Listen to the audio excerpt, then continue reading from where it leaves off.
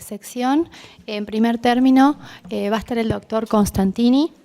El doctor es especialista en cardiología clínica y cardioangiología intervencionista y es el subjefe de servicio de hemodinamia del Hospital Austral. Muchas gracias, doctor, por su tiempo y estar acá con nosotros. Muchas gracias a ustedes por la invitación y en primera instancia tengo que hacer el comentario que no tengo conflicto de intereses y mucho menos con la sociedad de hematología, pese a que me han dado un sobre antes de comenzar la charla.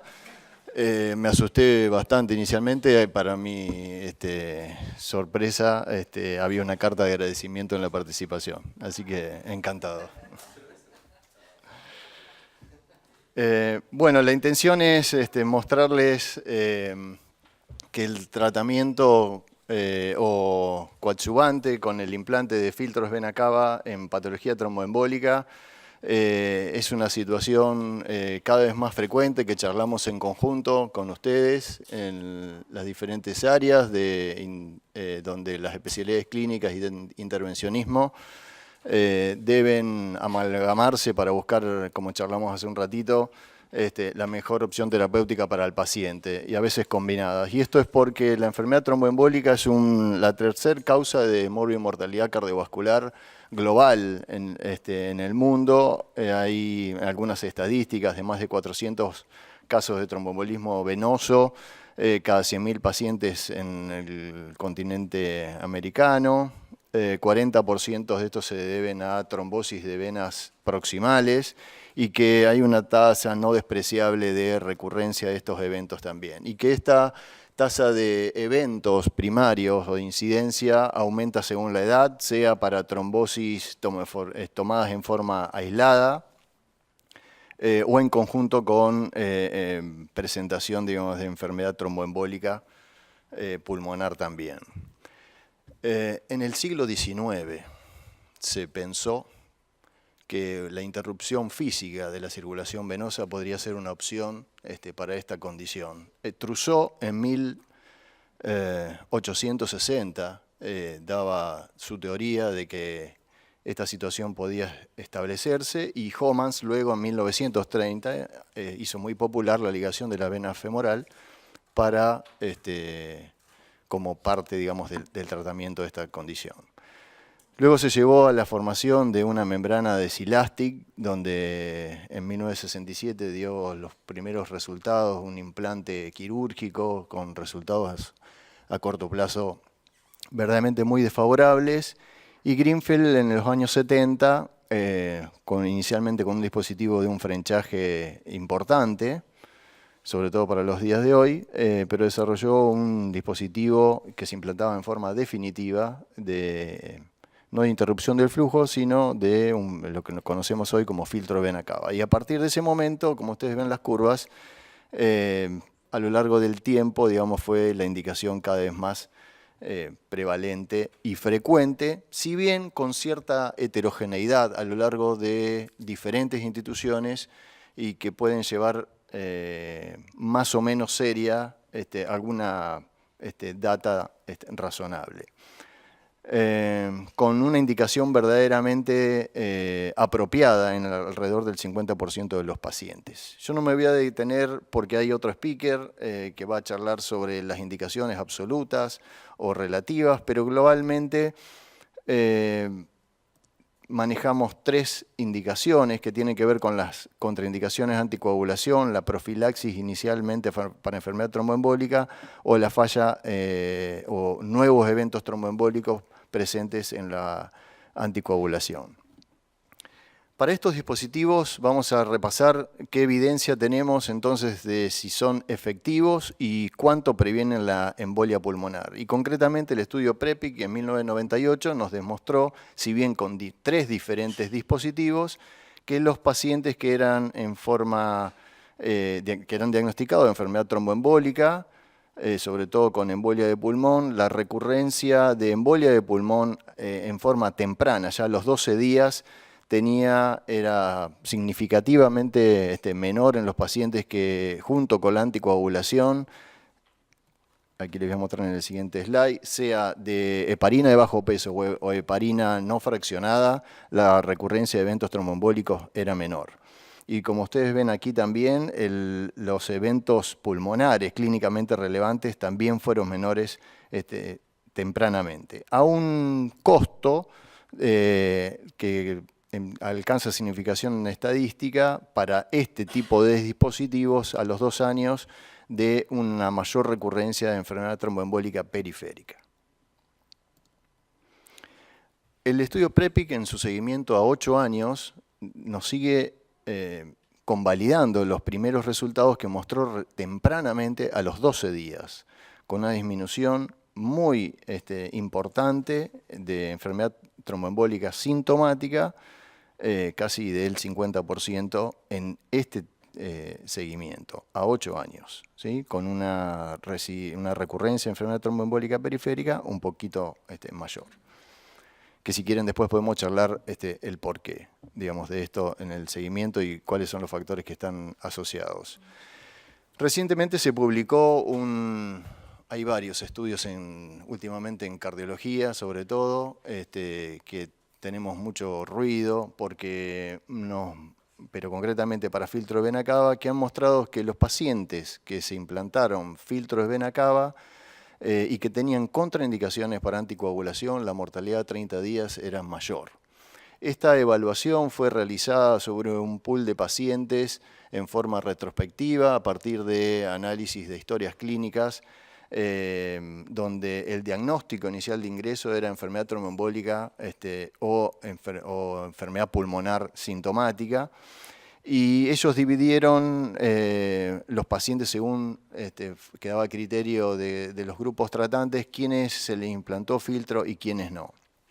En el 36% de los pacientes que requirieron filtro vena cava, el filtro fue asociado con un incremento en la mortalidad, incluso luego de ajustar las poblaciones en el seguimiento a los 30 días. Ahora bien, nada nos dice ese estudio, si bien desglosa, de cómo eran la enfermedad que llevó a la presentación de la enfermedad tromboembólica, ni tampoco de las características de extras a ese episodio, de factores de riesgo relacionados a enfermedad tromboembólica o al tipo de dispositivo implantado. Son todas condiciones que hoy por hoy tenemos que tener necesarias para determinar esa condición.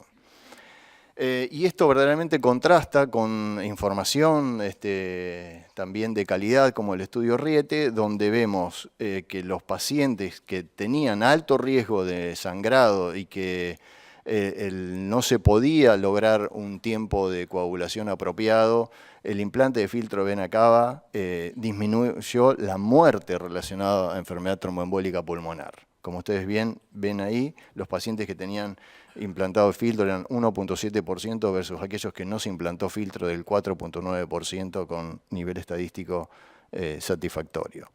Y si bien, y esto mismo concuerda con la disminución en la mortalidad visualizada a lo largo del tiempo, casi una década, en 50% de disminución, como ustedes ven aquí en el año 2010, la mortalidad intrahospitalaria por embolia pulmonar para todos los tipos de embolia de pulmón debe rondar alrededor del 4.3%, donde el implante de filtro vena cava forma parte del arsenal terapéutico. Un poco más concretamente, el implante de filtro vena cava se puede utilizar en aquellas intervenciones venosas donde el riesgo de embolia iatrogénica puede estar presente. Y esto es este estudio, el Filter PEVI, donde el implante de filtro vena cava antes de alguna intervención venosa necesaria, independientemente de cómo se va a realizar, y también en el bloque, entiendo, de la tarde van a tratar más extensamente este tópico. Hay una disminución de 8 veces cualquiera de los síntomas relacionados a embolia periférica, como tos, bradicardia o taquicardia o hipotensión, sobre todo en aquellas tromboembolias periféricas que se presenten con embolia de pulmón, también, digamos, acompañante, alguna presentación inflamatoria de la trombosis venosa periférica o 2 o más segmentos involucrados de la trombosis en el área venosa periférica. Como predictores, donde el implante de filtro vena cava, si bien no necesariamente en forma sistemática puede estar indicado, pero la experiencia y estos números muestran una fuerte señal, digamos, en esta condición. Estos son nuestros números del año 2018 con la tasa de requerimiento para trombosis agudas de grandes venas, independientemente de si fueran de territorio de miembros inferior o superior, pero aquí están involucradas la gran mayoría, y tenemos una tasa más o menos que está estabilizada en los últimos años del 40% de donde decidimos el implante de filtro vena cava acompañante. Donde hemos visto que estos dispositivos no tienen impacto clínico temprano al menos, en términos de sangrado o de reembolia clínicamente relevante. Y las retrombosis que tuvimos fueron por cuestiones que si bien estaban presentes en los pacientes que tenían filtro vena cava, no tuvieron que ver con el dispositivo o con ese procedimiento.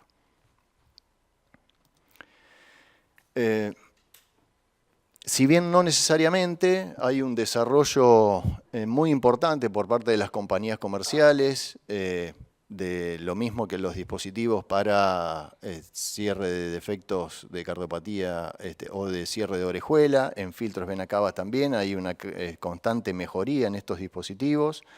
Debemos conocer, y ustedes creo que tienen que exigirle a sus cardiólogos intervencionistas de cada uno de sus centros que les comente cuáles son las bondades, las propiedades que tiene cada uno de los dispositivos, porque cada uno va a producir en el lecho circulatorio venoso un circuito de muy baja presión, alteraciones, digamos, normales, que tienen que ser tenidas en cuenta. No solamente cuestiones técnicas de la forma de fijación, como ven aquí, que si tiene formas anclas, digamos, para la pared venosa, o cuánto puede producir de obstrucción al flujo en la vena cava. Pero todas estas condiciones son necesarias, o cuánto es el tiempo de fijación, como en este dispositivo, el Option Elite, para tener en cuenta, digamos, lo que se cuenta en cada uno de sus centros. No solamente en la sala de hemodinamia se pueden colocar estos dispositivos, sino directamente también con un arco en C en una sala de terapia intensiva, si el paciente no se puede trasladar, con este dispositivo que se denomina Angel, donde el mismo catéter incluso puede ser necesario como para infundir, digamos, alguna droga también que requiera el paciente, trombolíticos o demás.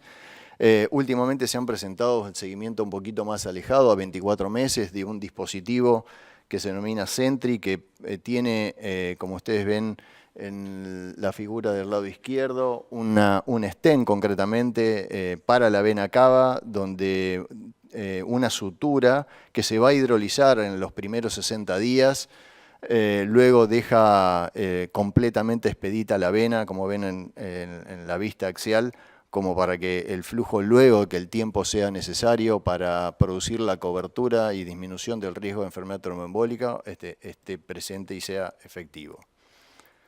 Esto ha verdaderamente cambiado un paradigma en el tratamiento también y la posición que puede tener cada uno con respecto a estos. Lo cierto es que no hay un dispositivo ideal donde tenemos que valorar tanto relacionado al dispositivo la tasa de oclusión relacionada con ese dispositivo disponible, como con la recurrencia de embolia pulmonar para ese dispositivo, pero siempre sopesando cuál es la indicación primaria que nos llevó al implante del mismo.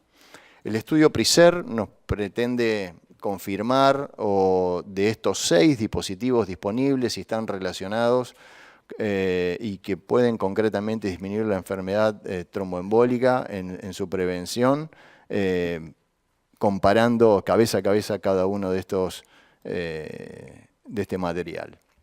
Tener en cuenta que es bastante poco frecuente, si bien en la literatura está relacionada con eventos adversos o implante entre el 4 al 15%, creemos que en manos expertas y con un seguimiento muy cercano esta posibilidad es muchísimo menor. Y por eso tanto el implante en su indicación se busca que estos pacientes no se diluyan en el tiempo y que su seguimiento sea bien cercano, porque vamos a apuntar que la extracción del dispositivo sea lo más temprano posible, porque luego de los 60 días de implantado de estos dispositivos sí empezamos a tener un riesgo mayor de trombosis relacionada con el dispositivo. Pero no antes. Esta es nuestra casuística relacionada con procedimientos que hacen a la colocación, extracción y reposición del mismo, un poquito más de 400 intervenciones. Nuestros hematólogos, en este caso encabezado aquí por Pablo Colimodio, nos ha hecho una especie de auditoría tipo espía, para ver si la adherencia a las guías, pero en realidad este trabajo lo hacemos en conjunto, era apropiado y verdaderamente que los porcentajes están relacionados con los informados para la literatura. Y de estos dispositivos que hemos implantado, algún porcentaje en la primera etapa, sobre todo en forma definitivo, de los que colocamos en forma removible, solamente en 2 casos no pudimos retirar y fueron los que llamamos convertibles por alguna situación técnica, digamos, en su remoción. Aquí podemos ver una angiografía de vena cava, de cómo se debe realizar, visualizando las venas renales, tomando una estimación del diámetro de la vena cava infrarrenal, que no tiene que superar los 3 centímetros en diámetro. Para esas situaciones de vena cava no disponemos de dispositivos para interrupción o para prevención de enfermedad tromboembólica. Ahí ustedes tienen a la derecha la liberación, la entrega y liberación de uno de estos dispositivos, y aquí el control angiográfico posterior y en su adecuado posicionamiento. También exigen que los médicos tratantes de su implante sepan manejar estas poco frecuentes eventualidades relacionadas con los mismos, como puede ser una trombosis del filtro vena cava, que pueden o no producir síntomas y que tenemos que estar familiarizados con tromboaspiraciones o procedimientos relacionados siempre para liberar la circulación y volver a tiempo cero al paciente. Como vimos, la tromboaspiración del filtro, aquí es su atrapamiento con lapso, la captura y tarda un poquito el resultado final. A la manera de, si bien no totalmente avalado, de un algoritmo de indicación y cómo manejamos los dispositivos en nuestro hospital, es que si los pacientes tienen riesgo significativo de tromboembolia de pulmón y si la anticoagulación es efectiva, no es necesario el implante de estos, ustedes lo saben esto muy bien, pero si si esa situación no es absolutamente controlada o existe en alguna condición clínica, como las trombosis ilíacas o femorales bilaterales sobre todo, o de vena cava distal, puede requerir en forma concomitante el implante de un filtro de vena cava que será definitivo o transitorio de acuerdo al requerimiento clínico del paciente. En conclusión, la toma de decisiones basada en la ecuación de evidencia y experiencia de cada uno de los grupos tratantes es lo que tiene que primar en llevar el implante de estos dispositivos en estos pacientes, donde la performance de los diferentes dispositivos varía con su configuración y que el seguimiento de estos cercano de estos pacientes tras el implante de filtro vena cava debe ser muy pendiente y no presentar dudas y con una adecuada comunicación entre el hematólogo y el cardiólogo intervencionista. Hago extensiva la invitación para estas jornadas donde el año que viene, en conjunto con hematología relacionadas con intervención en segmentos en territorios arteriales y venosa, vamos a dar por 3er año en forma consecutiva en el Hospital Austral, y esto ha sido todo.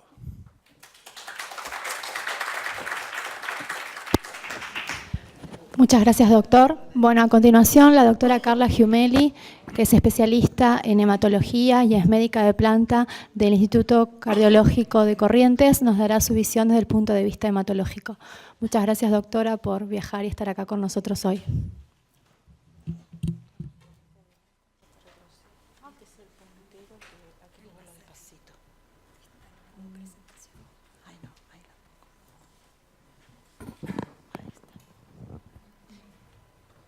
Bueno, por supuesto, muchísimas gracias. ¿Funciona? ¿Sí? Muchísimas gracias por la invitación. A mí me toca, como dijo la doctora, verlo desde el punto de vista de los hematólogos. Perdón.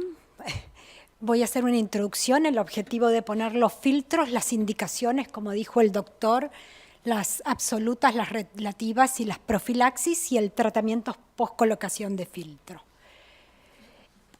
Esto ya lo mencionó el doctor, desde 1900, a finales de 1900 tenemos la interrupción, la primera interrupción fue en una tromboflebitis en un paciente séptico que se murió 48 horas posterior, pero estamos hablando de la era preantibiótica. Y como bien mencionó el doctor, también los primeros filtros se ponían quirúrgicamente alrededor de 1967. A partir del año 80 ha crecido exponencialmente el uso de filtros y con la era de los filtros removibles, la bibliografía ha aumentado sustancialmente desde el 2003 a la fecha. Como vemos, la indicación de filtro es prevenir la progresión de la trombosis venosa y a tromboembolismo pulmonar. Por lo tanto, las indicaciones absolutas y de las recetas de las distintas sociedades, y acá ven nuestro ACCP, la American Heart, esta es la de imágenes internacional, esta es la americana internacional, la británica y las europeas, coinciden en que son los pacientes que tienen contraindicaciones para anticoagular si tienen enfermedad tromboembólica venosa. Pero no hay ningún trabajo randomizado que apoye esta indicación y lo que sí sabemos que como terapéutica única el filtro no debería ser utilizado. ¿En qué se basa esa indicación? En un trabajo randomizado del año 60 en los cuales los pacientes no se anticoagulaban versus anticoagulación y como vemos el riesgo de recurrencia de estos pacientes era del 50% y la mortalidad a los 14 días era del 25%. Acá vemos las indicaciones y ven, todo el mundo las recomienda y la evidencia es bastante disímil entre ellas. Esta es recomendación de expertos, clase 1 y 2A. Para el fallo de la anticoagulación, ahora vamos a ver, el ACCP no hace recomendaciones, sugerido está para la American, la británica la puede considerar y las europeas lo recomiendan. Como ven, las recetas son bastante disímiles y ahora van a ver el porqué. Este trabajo lo presentó el doctor, inicialmente el PREPIC 1 tenían la idea de incluir 800 pacientes, incluyeron 400 y colocaban trombosis proximales, filtro o no filtro. Y le hacían un centello BQ 8 y 12 días. Eso por lo cual nosotros tomamos que la recurrencia embolia de pulmón en la fase inicial es buena, pero no sabemos a un poco más de tiempo. ¿Por qué? Porque este trabajo hizo la centello BQ al día 12 y hasta el día 12 podemos decir que sí, que previene los trombos. Acá en forma estadística, como vio el doctor, 4.8 versus 1 para los que tenían filtro, pero también nos enseñó este trabajo que eso se pierde a largo plazo, la mortalidad es igual y la recurrencia de trombosis, que también lo mostró el doctor, es 20 versus 11%, con un intervalo de confianza amplio. Y las recurrencias, como dice bien acá, generalmente se vieron después de los 6 meses que suspendieron la anticoagulación. Como dije, el trabajo tenía que randomizar 800 y en forma, por ser lenta, se suspendió y no fue muy estricto en lo que es síndrome postrombótico. No está como ahora estandarizado quienes tenían síndrome posttrombóticos, por lo tanto dejaban a autores, a los que participaban, decir si el paciente tenía o no síndrome postrombótico, y no hubo diferencias entre ellos, pero no con algo muy estricto. El PREPIC 2 no dio diferencias, eran ya filtros removibles la diferencia, y no, la tasa de eventos fue muy baja, no hubo diferencias en la recurrencia, y miren esto que es el aumento de la trombosis acumulada, al año 8.5, a los 2 años 20 y a los 8 años 35%. Con la publicación del seguimiento, el ACCP cambió en sus recomendaciones, habitualmente decía que se podía considerar el filtro a partir de la guía del 2016, ponen los pacientes que se pueden anticoagular, ellos no recomiendan la colocación de filtros. Esas eran las indicaciones absolutas que teníamos. Miremos las relativas. Las indicaciones relativas están en los pacientes que tienen reserva cardiopulmonar limitada, digamos así, hipertensión pulmonar periprocedimiento sería TEP masivo, peritrombolisis o embolectomía, trombosis o trombolisis de trombos proximales y trombos móviles. Vamos a mirar la evidencia que tenemos para avalar esto. Este es el trabajo de Stein, que lo que hace no es un trabajo randomizado, sino una observación. Y me encantó que el doctor puso el otro trabajo, porque acá vamos a ver. Miren, él se limita a analizar mortalidad en estos pacientes en las bases de datos. Y miren lo llamativo.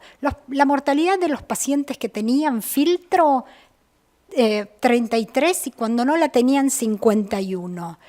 Miren en cada uno de los registros y la cantidad de pacientes que analizó. Ahora, ¿ustedes creen, esto está publicado este año, que las guías no hubiesen cambiado con esta mortalidad las indicaciones de filtro? Sin duda alguna, si bien lo duplican, ponerle filtro protege a los pacientes de una mortalidad en forma importantísima, significativa, y con lo que es importante, con un intervalo de confianza del 95% que no toca el 1. Esto habría que ponerle, pero cuando somos exhaustivos en analizar este trabajo, los autores dicen sí, se mueren o no, pero no nos explican primero por qué se mueren, si es por progresión de la enfermedad base, qué tipos de filtros se utilizaron. O sea, acá hay demasiadas cosas, y creo que la crítica a este trabajo es que la inserción de filtro, la conclusión de él es que disminuye la mortalidad si se inserta dentro de las primeras 24 horas. Creo que hay variables confundidoras y la parcialidad invalidan. Como el doctor mostró, a ellos no le dio la mortalidad y acá dio espectacular. Eso es el problema cuando no tenemos datos duros que podamos ser objetivos.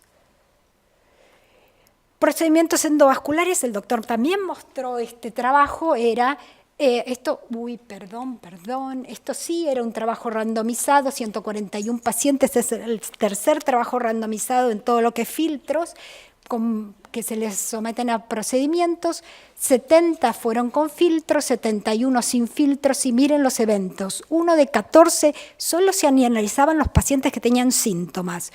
1 de 14 que tenía síntomas en la población con filtro tenía embolia pulmón, 8 de 22 que tenía filtros con una P en el límite de la significación. Todos estos pacientes tenían tromboprofilaxis farmacológica, ¿sí? Creo que la conclusión es que necesitamos más estudios para poder avalar la indicación en el periquirúrgico, y esto lo demostramos a través de los centros. Cuando uno interroga centro, Austral usa periprocedimiento filtro, el Instituto Mío Cardiológico también, sin embargo el italiano no suele utilizar para periprocedimientos. ¿Quién tiene la razón? La realidad todavía no lo puedo decir. Y esto es con profilaxis. Si ustedes ¿se acuerdan? Yo dije que los filtros tenían que evitar la progresión de la trombosis. Y acá vino una indicación que vino de la mano con los filtros removibles. Los filtros removibles lo único que hacían o que hacen es pasar de una posición pasiva, que era poner el filtro y dejarlo, a una posición activa, que es retirarlo, con la idea que el primer trabajo de Preppick tuvo más trombosis. Y a partir del 2010, la FDA saca la alerta de que la gran mayoría de los filtros, y estoy hablando más del 80%, se dejan en los pacientes, y la agrupación canadiense también sacó en el 2012 esta alerta. Y por eso, a partir de ahí, con estas alertas fueron más exigentes, y por ejemplo, la conducta activa del gobierno de Estados Unidos es, en el Medicare, estos procedimientos, si no tienen indicación absoluta, no se pagan. Y a partir de eso disminuyó el uso de filtros. Bueno, perdón, no les mostré en la anterior cuáles son las profilaxis. En los politraumatizados, en plejías con factores de riesgo que tengan contraindicación, en pacientes con cáncer y embarazadas, y también está la cirugía bariátrica. Voy a mostrar en politraumatizados qué tenemos de evidencia. Acá lo que sabemos es que la embolia de pulmón ocupa en esta población aproximadamente un 0,3 a un 4%, que cuando el politraumatizado tiene embolia de pulmón la mortalidad es mucho mayor, si ven aumenta casi un 15%, y hay un solo trabajo randomizado con 34 pacientes, que es lo que hay. Todos tenían tromboprofilaxis farmacológica, o sea, lo importante es no pongan filtros sin tromboprofilaxis, y el seguimiento con Doppler a unos 6 meses solo hubo 2 eventos. Buscando otros trabajos para poder decir si en politraumatismo sirve, hay trabajos retrospectivos en los cuales aumento de TBP a largo plazo 5.2 a 20%, y el filtro no cubre el 100% de las embolias pulmonares. Cuando analizamos todos los trabajos observacionales, aproximadamente de un 3 a un 5% siguen teniendo embolias de pulmón.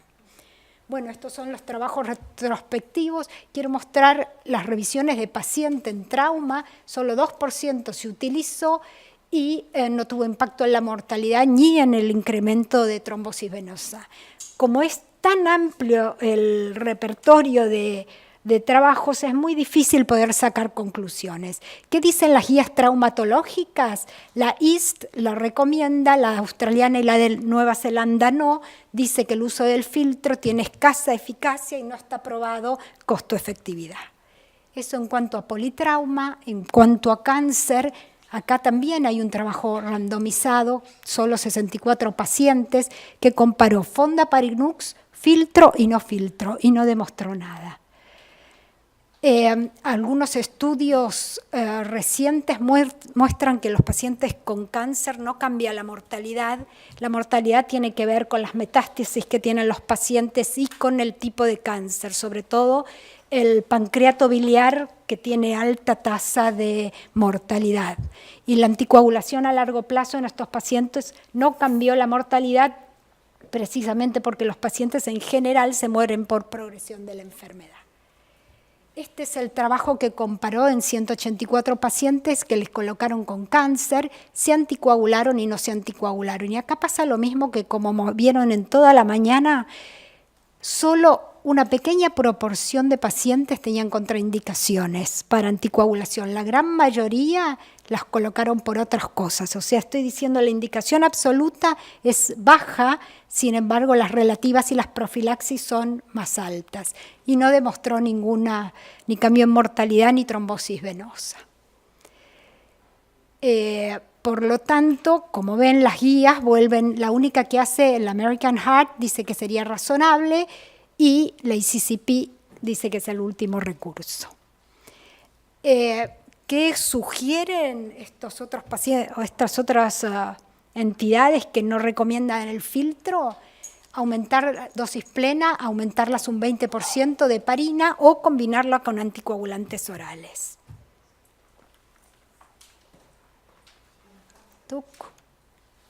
Ahí está. ¿Qué hay en embarazo? En embarazo hay revisiones, no hay trabajos randomizados en 124 pacientes. Acá hago una salvedad porque sería importante. como el útero grávido comprime la vena cava, lo ideal es ponerle suprarrenal. No sé si eso se hace en la práctica, yo no he indicado, pero la gran mayoría de los trabajos, bueno, el 55% debería colocarse suprarrenal. La recurrencia embolia de pulmón fue un 1% y 11% tuvieron complicaciones relacionadas con filtros. Creo que toda esta información es de trabajos observacionales, por lo tanto, su evidencia habría que confirmarla. Bueno, y para terminar, todas las indicaciones de las guías, como ven, la gran mayoría, trabajos randomizados en bariátrica no hay, las sociedades tampoco hacen sus recomendaciones y para todo el resto las recetas son bastante variadas.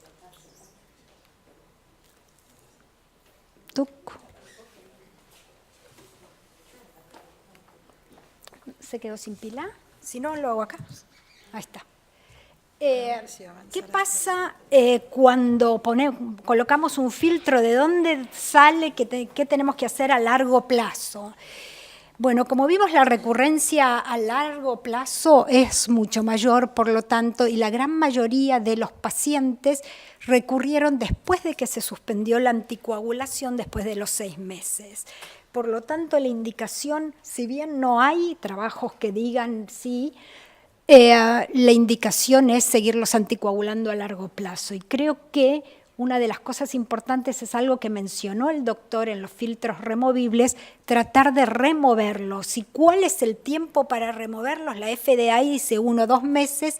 Si bien hay análisis o modelos matemáticos en los cuales se pueden remover, y esto está para profilaxis, cuando uno los coloca los filtros de manera como profilaxis, cuando se pueden remover, toda la bibliografía indica que los deberíamos remover entre el 1º y 2º mes, no más allá de ellos.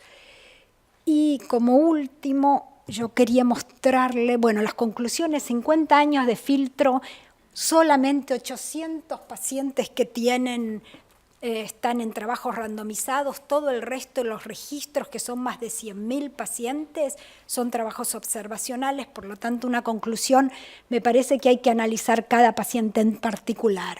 Una indicación absoluta y que parece coincidir con la contraindicación y el resto no tiene evidencia suficiente para que uno pueda decir y ser rotundo. Yo solo quería mostrar que nuestra casuística es mucho más pequeña que la del Hospital Austral. Nosotros solo tenemos 30 camas de internación, son los últimos 5 años.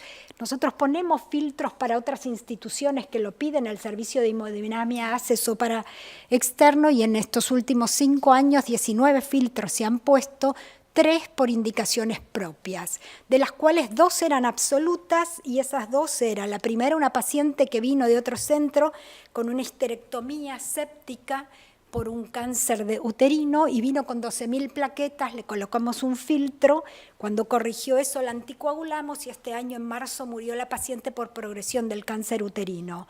Quedó anticoagulada durante todos esos 2 años y no hizo recurrencia y obviamente recuperó, era un SAF.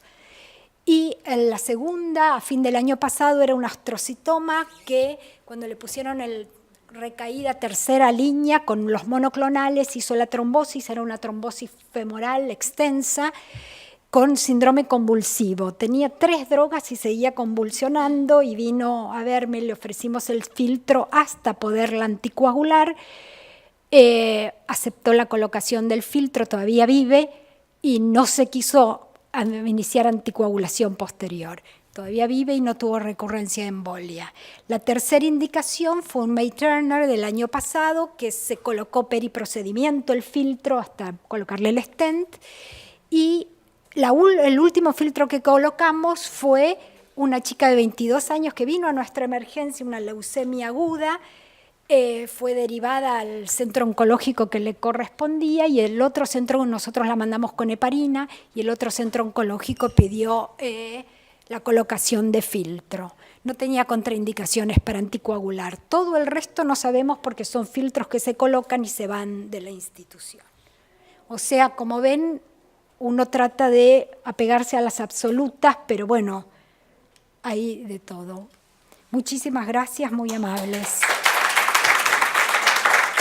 Okay. Bueno, invitamos a los disertantes a acercarse y escuchar las preguntas del auditorio.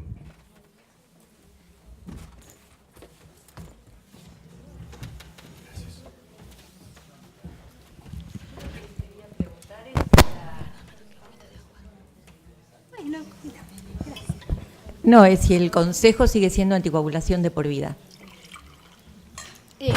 Sin una evidencia fuerte, sí. Por la tasa de recurrencia que tiene la trombosis una vez colocado el filtro, por ahora sí. Pero mala evidencia, ¿no? Nosotros entendemos que la anticoagulación está indicada en su longitud de tratamiento por la situación inicial que comandó la indicación, no por el dispositivo.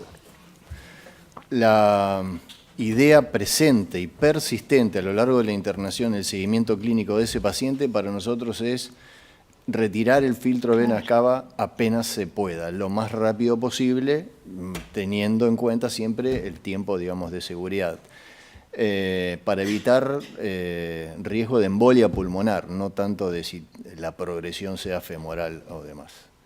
Pero comandada es la indicación de la anticoagulación por la situación inicial, si tiene una TBP, si fue recurrente y todo demás, pero eso es lo que comanda la anticoagulación, no por tener el filtro. O sea que la intención, con más razón, con el desarrollo de los dispositivos removibles, si bien hasta hace algún tiempo, digamos, disponemos en Argentina, o desde hace algún tiempo disponemos en Argentina de uno de los dispositivos que se puede dejar hasta 6 meses, cuando el tiempo considerado por el equipo tratante, el hematólogo, el cardiólogo intervencionista, definimos un tiempo de seguridad, la intención es retirarlo. ¿Le puedo preguntar qué tasa de remoción de filtro tienen ustedes? 86%. Que los remueven. Se retiran.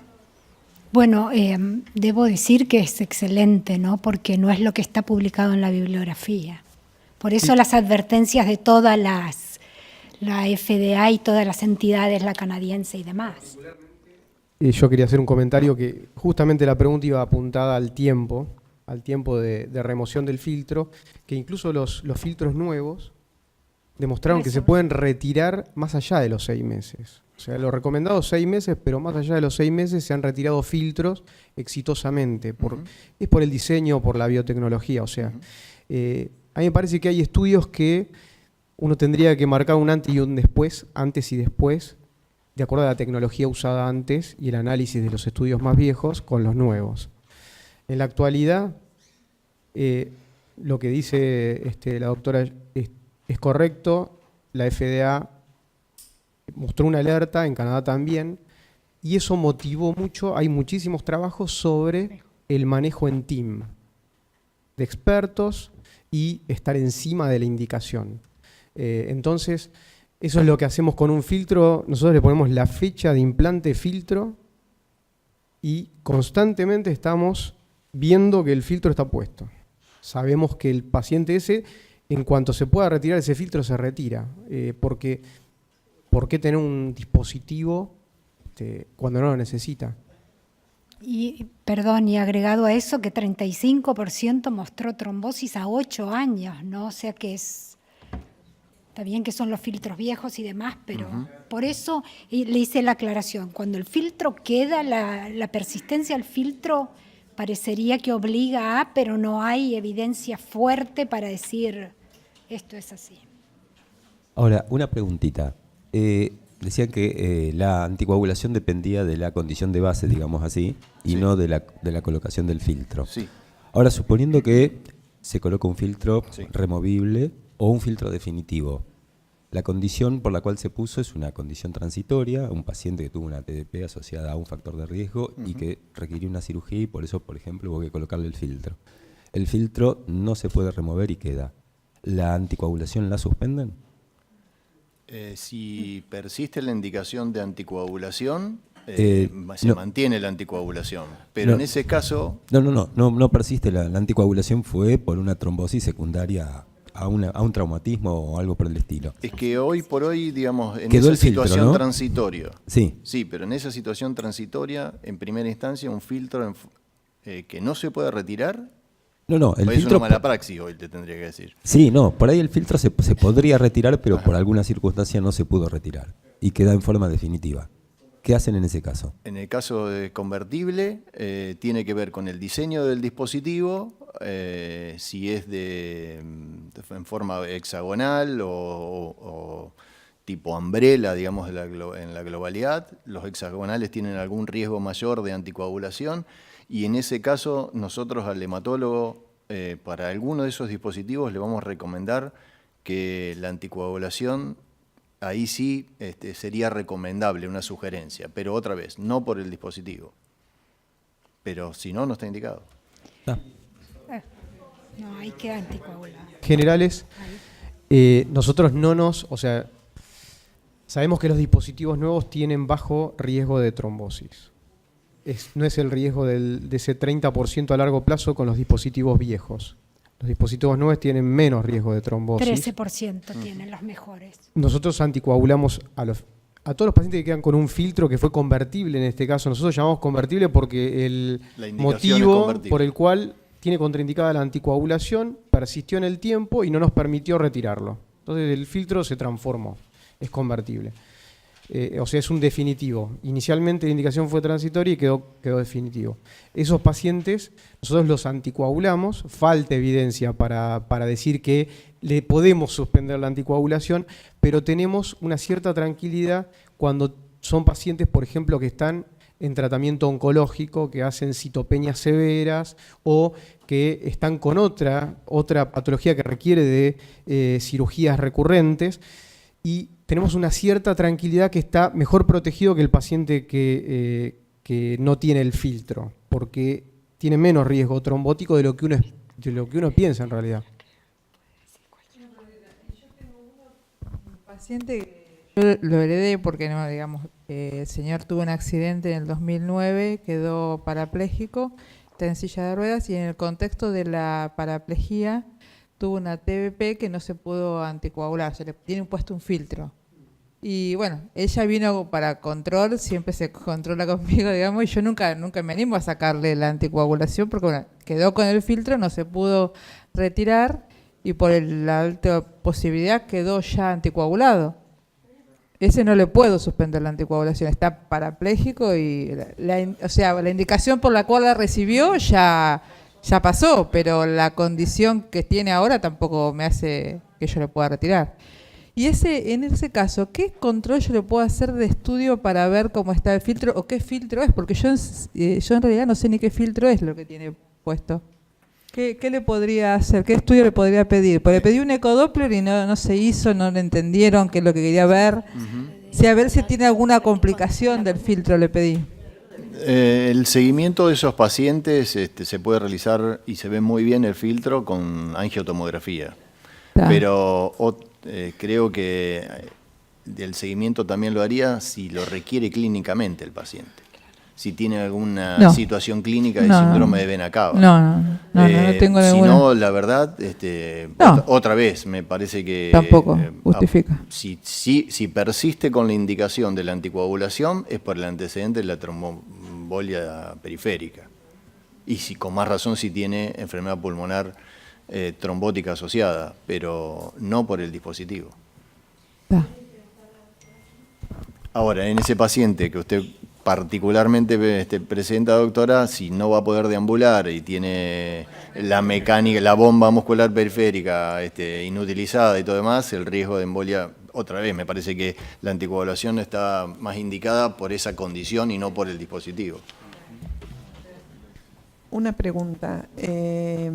Los filtros antiguos se desplazaban para poder, algunos se desplazaban hasta poder sacarlos para que sea más fácil la extracción, o sea, cada 20 días, un mes se desplazaba el filtro. Una sola compañía, Cordis, sigue comercializando un muy buen dispositivo que se denomina Optis. La recomendación de la compañía es que por el sistema de anclaje que presenta, que son unas anclas muy finitas, desarrolla una cicatrización muy rápida y sugiere la recaptura y el reposicionamiento del dispositivo una sola vez a los 15 días. O sea, dar un tiempo total de protección de 30 días. Luego de ese plazo, clínicamente hay que determinar si ese paciente persiste con la indicación de la contraindicación de anticoagulación o la tiene que sumar por la enfermedad o hay que extraerlo en forma definitiva. O sea que solo ese tipo de filtro, nada Sí, más. El exactamente. resto se quedan los 6 meses en la misma posición. De los removibles. Hoy disponemos un dispositivo que no tiene esa forma de anclaje, tiene como una especie de barba, como un refuerzo en el material únicamente que asegura el aposicionamiento. Entonces eso no genera mayor inflamación, cicatrización y mayor adherencia del dispositivo a la pared, y a los 6 meses o dentro de ese plazo, siempre cuanto antes mejor, se puede remover. Pero de todas maneras, incluso con esos dispositivos hay diferentes técnicas de intervención que se pueden retirar incluso más allá de ese plazo, si clínicamente, digamos, está indicado también. No, quería aprovechar el caso que planteó la doctora del paciente con paraplegia, que puede suscitarse en otra situación, en otro entorno, y responder la pregunta. ¿Qué hago en una situación que yo no puedo remover el filtro? Como dijo el doctor Constantini, si uno colocó un filtro removible, debe poder removerlo después. Y la tasa de remoción tiene que ser cercano al 99%. Si uno pone un filtro removible y la tasa de extracción es del 50-60, bueno, evidentemente falta expertise, falta herramienta y falta experiencia en eso. Entonces, para contestar la pregunta de la doctora y para el futuro, bueno, si no se pudo, hay que ver por qué no se pudo, qué filtro es, qué maniobras se hicieron y eventualmente hacer otra consulta. Incluso hay foros internacionales, el link es un curso muy grande, tiene un acceso muy fácil para consultar qué hay que hacer. Este año en el link presentaron un filtro removido 16 años después de su implante. Entonces, casi que no hay límites, todo depende de la experiencia y la paciencia que uno tenga. Entonces, la indicación de colocar un filtro removible es un acto muy importante, muy serio. Tiene que estar muy bien fundado, como ya se ha dicho acá, muy bien fundado.